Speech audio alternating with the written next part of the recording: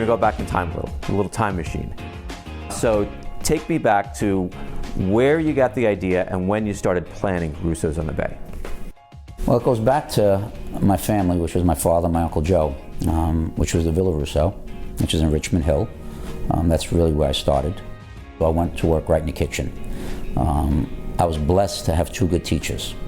My father really knew the business end of it, the financing end of it.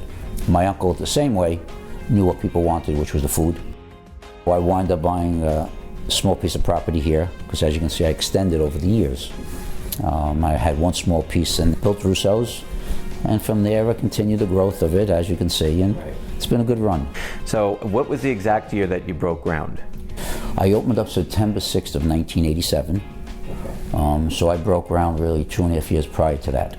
And that was phase one, and as you can see, there was phase two that came along, which was the Renaissance, which is now the Encore.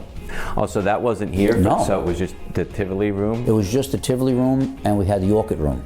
So it was very small. It was only, it was really less than half the size of this. Because if you remember when you first came in, my whole lobby was the lower lobby.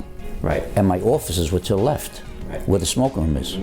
That was my whole lobby. Then when you came up the steps, I had a small little broader suite, but then the rest was all wide open.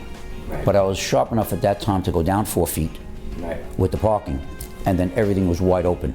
Once I took the Old Mill Yacht Club, which was next door, that was another challenge because there was 89 owners.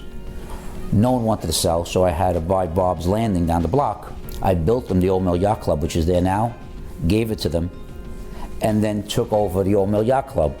That's how I wound up the FAR rights to start the mezzanine level. Then from there, I expanded into the Renaissance at that time.